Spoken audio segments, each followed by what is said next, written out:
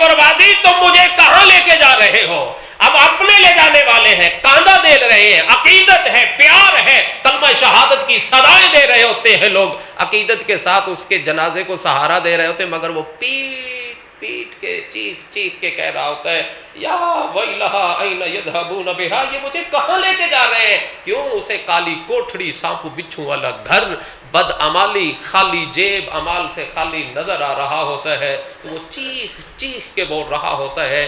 آقا کائنات فرماتے ہیں یسمع صوتها کل شیء الا الانسان، رب تعالی انسان کے علاوہ اس رونے پیٹنے چیخنے چلانے کی آواز کل شیء، کائنات کی ہر چیز سن رہی ہوتی ہے، الا الانسان، سوائے، کیونکہ اسے اگر سنوا دیتا تو یہ اپنے کاندھوں سے اٹھا کے پھینک دیتا۔ اور دوسری جگہ پہ آتا ہے الا الثقلین،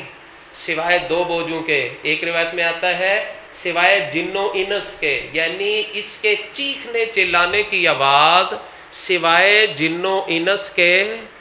سب سن رہے ہوتے ہیں۔ اور جب اس کو لے جایا جاتا ہے، جس قدر یہ برا انسان چیختا ہے پیٹتا ہے، آقا کائنات فرماتے ہیں وَلَوْ سَمِعَهَا الْإِنسَانُ لَصَعِقَ،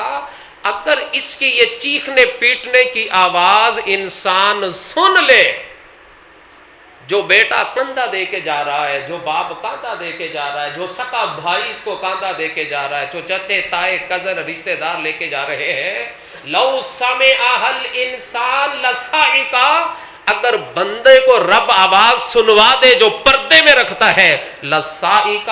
تو یہ بے ہوش ہو کے غشی کا پہ گر جائے۔